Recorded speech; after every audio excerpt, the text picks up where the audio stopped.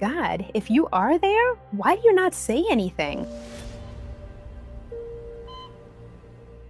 The illness progresses, the economic crisis weighs on you, or the person you love does not return.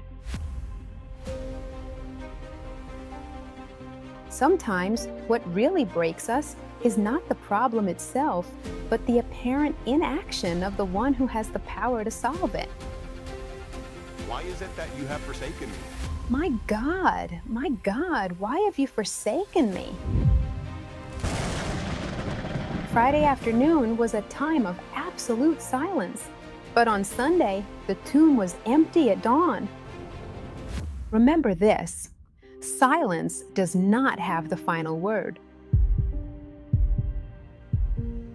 Because we have a God who is completely and perfectly capable of remaining in total silence without ever being absent. There are silences that hurt much more than bad news. Bad news, no matter how hard it is, gives you firm ground to stand on. It allows you to map out a plan. Silence, on the other hand, leaves you at the mercy of your own mind. It forces you to interpret, to overthink, and to wonder if heaven has forgotten you. This is one of the most difficult conflicts to process. When your faith remains intact, when you haven't stopped believing, but your surroundings don't change. The illness progresses, the economic crisis weighs on you, or the person you love doesn't return. Heaven seems closed, and that's where that silent battle begins that few dare to confess out loud. God, if you're there, why don't you say anything? Sometimes what really breaks us isn't the problem itself, but the apparent inaction of the one who has the power to solve it.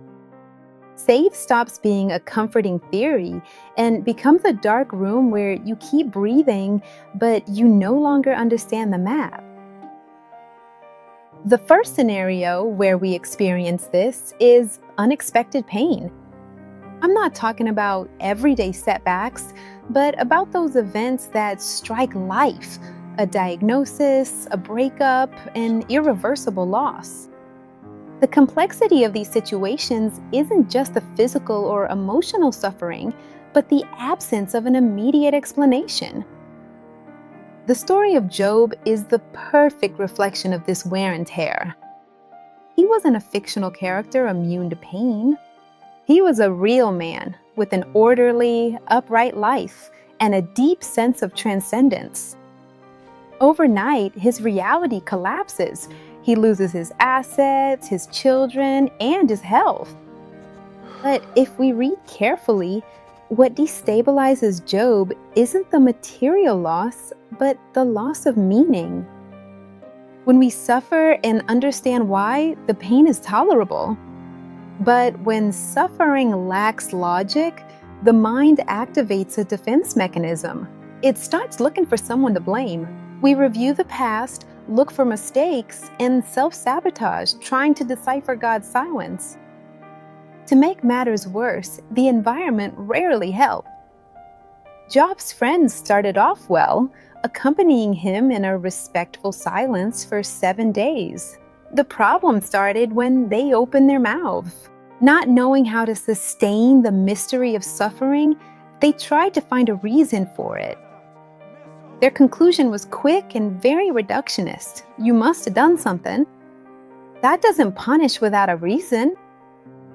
This is one of the most common and harmful dynamics in human relationships, offering simplistic answers to complex pains.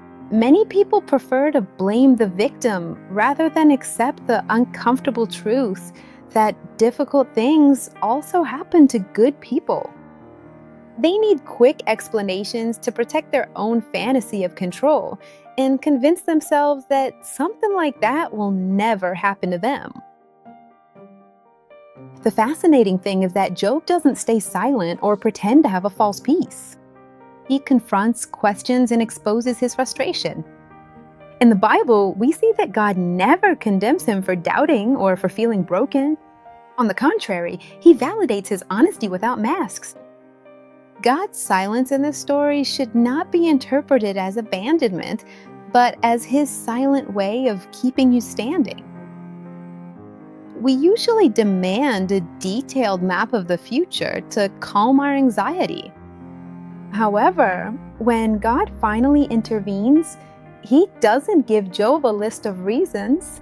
He doesn't justify the drama. God does something superior. He reveals himself. He shows him that reality is much broader than his current crisis, and that the universe is not ruled by chaos. In seasons of uncertainty, God doesn't always respond like an instruction manual that explains the why of every piece. Sometimes he responds by reminding us of his character. Giving you an explanation would only calm your intellect for a moment, but giving you his presence is what truly sustains your inner world. Silence is not absence. It's the space where faith stops depending on visible certainties to rest in the love of someone you trust. However, there is an even deeper silence in the history of humanity, the silence of Friday at Calvary. If there is a historical moment where heaven should have intervened in a spectacular way, it was that one. On the cross, there was no guilty person paying for their crimes. It was innocence itself incarnated in Jesus. And yet, the account shows us insults, physical violence, and an unprecedented public humiliation. Heaven did not send legions of angels, nor did it open the earth, nor did it stop the clock. There was a prolonged and agonizing silence. A silence so real that it tore from Jesus himself the most human cry of the New Testament. My God, why have you forsaken me? That expression is not a pretty phrase. It is the manifestation of the most acute psychological and spiritual pain, feeling completely alone. Christ experienced, in his most distressing moment, the silence of his Father. That's why when you feel your prayers bounce off the ceiling, you're not talking to a distant and inaccessible deity. You're talking to someone who walked through that same darkness and experienced the weight of a silent heaven.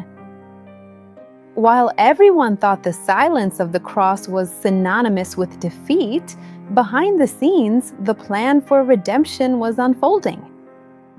What people interpreted as the end was actually the transition space towards something greater.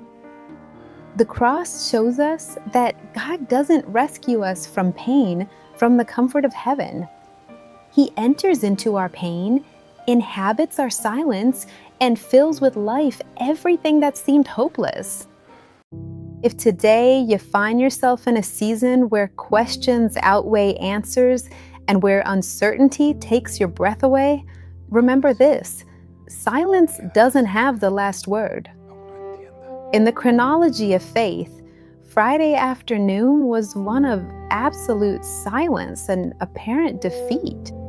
Saturday was one of waiting and uncertainty, but on Sunday, the tomb was empty. You don't need the fake strength if you don't feel it right now. It's okay to cry. It's okay not to understand. It's okay to come before God with a prayer of pain. Emotional and spiritual maturity isn't about repressing doubts, but about knowing where to take them. Do not try to run away from the darkness. Remain very close to the only one who knows exactly what it is like to be there. Because we have a God who is completely and perfectly capable of remaining silent without ever being absent. And the resurrection is usually closer than your eyes can see.